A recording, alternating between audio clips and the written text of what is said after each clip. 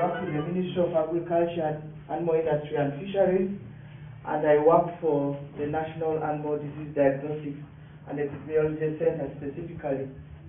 I was requested to give updates on Acaricides at the laboratory segment or section. So that's what I'm going to present. Next, please.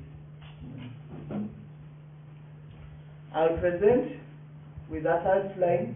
I'll give some sort of introduction. I'll tell you where we get data from and the type of data we have. I'll also tell you about how we receive specimens and how we test them. I will also tell you the findings of let's say what we have in the laboratory, and I'll have a small discussion and end there. Next, please.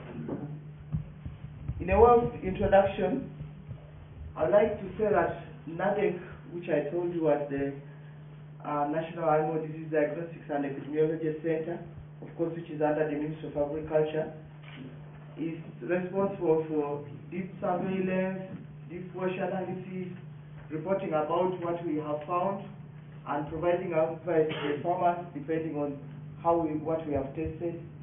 And not directly our responsibility, we sometimes do acaricide analysis, the acaricide which has not been mixed in water, which is directly from the bottle, and that we do on request, because that I think is the responsibility of NDA. Currently we have one new HPLC and one old but functional HPLC. The type of data that we have in the lab, we have like 3 sources of data. We get data from passive reports, which are master reports sent to the biology unit. And if you click on that hyperlink, please. If you click on that hyperlink, it will show us the type of data that we receive. Because we receive these reports monthly, and the district veterinary officer gives us that information about the deep tanks in his district, whether they are functional, the type of acaricide data is. So this data is there available. We also receive data by farmers coming in with their samples or specimens. I think you abandoned that, which we run. They can either be brought by the farmer or the district veterinary office or any other agent of the farmer, and we analyze them. We sometimes ourselves go out to the farmers or to the farms and pick, and we call that active surveillance. We can sometimes undertake a survey or general surveillance. As I told you, our mandate is to do surveillance. They unfortunately come in plastic bottles, which were initially for mineral water, and other people when they come to the lab, they are not very happy, but I don't know what we can do about it. But those are the available plastics which farmers can access, and they put the deep wash in there. So then they are labeled deep wash, and the specifics of the farmer is written there. So the specimens are delivered as NADEC. They are received and recorded. The technicians run them, and they record the results on our lab book, and of course specifying the specimen identification. The farmer is provided with the results, sometimes even on phone. Sometimes if they can't receive the report written, there are several formats that we use to give back to the farmer. Then after that, we pick this data and put it on software. So we have a soft copy of the information that there is there. Just giving you a picture of our new HPLC, which we sank government for providing, because we were really badly off. So it was working initially for some like 2-3 months. Then we had a problem of blowing of fuses, but that expert came and the machine is now running, and in fact it's still in the country. This picture was only taken yesterday, so the machine is now up and running again, and the staff have also been trained. Next. Staff training, yes, and this happened, the blowing of the fuses happened during the time when we still had the guarantee, what do they call it? The 1-year warranty. So the supplier had to be able to come and repair the machine at their expense. Now, the findings, the general findings in what we have found in the lab, because we haven't had much of surveillance, what mostly we do is we analyze the samples that are brought to the lab by the farmer himself. So this, I have to caution you, cannot be exact findings of a surveillance that can be inferred into the country or extrapolated is the easier word. So we are just going to look at the data or the information that we have with caution that it may not be directly inferred. So the findings are that in our country we are using all the classes of drugs that exist, and they are there, and their trade names are there. So that's one finding, and that's what that slide tells us. Next, show their distribution in this country. Maybe we should have overlaid it with also the distribution of cattle. Then we know whether our cattle are. The next thing we are going to do is to ensure. I've just realized that we need to overlay this with also the cattle distribution, and we see how we are doing, whether all the cattle are receiving proper treatment as far as dipping is concerned. Next, please. That slide tells us of Acaricides. We use the trends. Trial and error is what we found out in our country. For 2008, 2009, 2010, 11, 12, and 13, you find that the drugs, in some years we are using all of them. I mean, in some of the drugs are used throughout all the years. Some we started somewhere in the midline. We try to arrange them in that way. So you find that it seems that the way we are importing our drugs into this country is not really being guided scientifically. So it's like whatever comes in, we bring it into the country and it starts working. The analysis shows here, shows that the combination, the blue graph or the blue bar shows combination acaricides. They are used at a lesser degree. The largest used are the pyrethroids, and the organophosphates are now less used, and the amidins, the use of amidins has gone up. So this is almost like telling us about the other information which was on the ticks, where they were sticking. You find that the blue bar, which is highest all over, is the number of samples that were concentrated. So it tells us that the majority of people at any one time in this is 2008, most of the people use the Acaricides at underdose, and very few were using them. Actually, the others were using them above. The next bar, the red one, they are using them above concentration. And the people who are using at a normal concentration are only that green, and they are very few. So when we are talking about acaricide resistance, we may be having very normal acaricides being imported, very normal acaricides in the shops being sold. But when you go down to the farm, how is the farmer using the acaricides? So when we are talking about tick resistance, we have to consider that our farmers, at most of the time, this is what you could say random sample, somebody has picked their sample. And it could be higher just because somebody probably has picked the sample at the time when they have issues in the farm.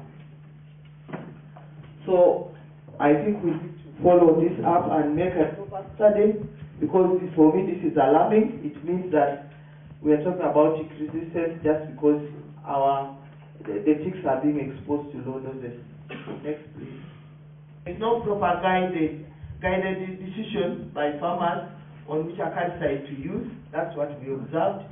Because today the same farmer says he's using this acaricide, tomorrow the sample he brings in a month is different.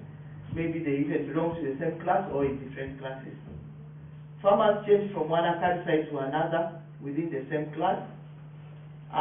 There are more times acaricides are used at a lower concentration than recommended, which leads to insects to be exposed to low doses and hence resistance. Next, please. In way of conclusion, I want to say that the number of acaricide classes in use should be reduced. The selection of reserve molecules should be done. There should be the introduction of acaricide class should be done on a scientifically recommendation, and also because I know we do when our acaricides are brought in, we test them and we recommend them. But that's why I added the word that it should be done when it's necessary, so that we don't bring in all the acaricide classes to be functional in one country at the same time. There should be a comprehensive program to ensure correct acaricide concentration used in the dips. Next, please. I also recommend that there should be acaricide donation that should be established and enforced. I think that these are my thoughts. Some acaricide classes should be withdrawn on a scientific basis. There should be proper acaricide control at farm level. Hierarchy should be established. I think of acaricides, I missed one word. Should be established, and communication to the farmers and traders should be done, so that the farmer should know, the trader should know that this is the drug in use right now. When there is resistance, then we go to another level and we put that there should be the father of the acaricide, the mother, and maybe the children if we want. The trader should abide with the donation regulations. That's what I think. These are not findings these are my thoughts, so they should be ignored if they are not relevant. Next, please. I'd like to acknowledge the technicians that have been working in the lab. Those are Esau Martin. We don't have a chemist currently. That indicates that we save ourselves a lot of work because we don't have time to do this analysis. But when we involve students, they can help us. So the work that I've presented is actually Anchamerab's work, so we had to acknowledge her. Thank you very much. I think that's the end. Thank you for listening to me. The title of my presentation is Tick Acaricide Resistance in Uganda, Preliminary Research Findings and its Implication on tick control in this country. We've moved quite a lot in this country while doing this, sometimes on our own, but sometimes with NDA. But every time we go to the community, we realize that there is somebody following us. And even when we do this simply because we love this country, we feel the economic interests that seem to take precedence. So I request you to take this in kind that there is no need to record me for other unwanted purposes. The issue of ticks came to our notice in 2012 when a farmer from Wakiso came with a bunch of ticks and dropped at our office door. They first met Dr. Simon, and Simon then referred the farmer to me. And when I sat down with the farmer, I realized that this is a farmer who has been working so hard to make meaning out of small dairy farming. But after purchasing some breeding stock from Busheni, he started realizing that some new ticks were not dying when he used the same Acaricide regimen, which otherwise would kill. And so many things happened, including a loss of animals, and as per his own testimony, trauma, because he was spending quite too much to control those ticks and they were not dying. As a measure to try and overcome these ticks that were strangely not dying, he embarked on a variety of Acaricide trials on his farm. As you can see, I decided not to use the trade names because the business people may feel offended. But from December up to June, he used so many different types of Acaricide as per the trade names, with the hope that he will get the ticks off. Initially he was spraying once, but as the ticks were not dying, he started spraying every after 2 days. And he also doubled the concentration of the Acaricides. The key message here is that the rotation that is expected not to cause any benefit, because these are mainly chemicals that are within the same class. And that is what the farmers do out there anyway. So he dropped these dozens of ticks and hoped he would be able to give him answers. And this marked the beginning of our Acaricide research at COVA. As we were doing this, another prominent person in Kayunga also came. That ticks are not dying anymore on his farm. We went, indeed found that several animals had ticks. We collected them, and we did what we could. A neighbor, who is also a prominent person, started crying. When we went there, we found almost 10 animals were dead on his farms, and the smell on his farm was that of a graveyard. What we found out mainly in those two farms is that synthetic pyrethroids were not working. And there were also issues with amitrust on one of the farms. And we also realized that at the larval stage, organophosphates and their co-formulations were working.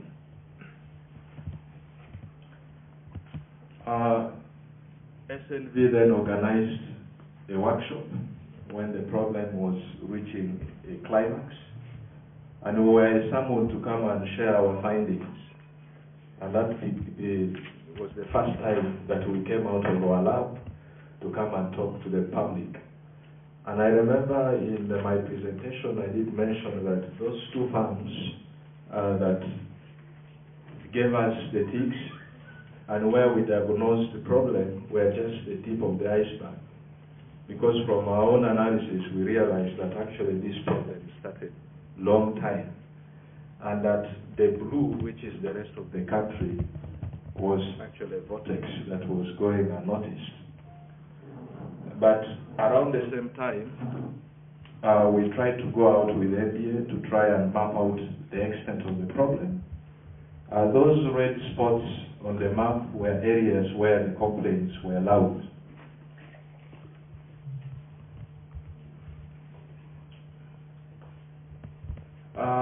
2013-14, we realized that the problem was becoming bigger, and this is evidenced by the petition that caused the first meeting. But we also realized that now several farms would have happy ticks that engorged even 1 day or 2 days after application of Acaricides. And when we visited the Maif lab, we found several bottles of deep wash were being reported simply because the ticks were not dying and the farmers were concerned.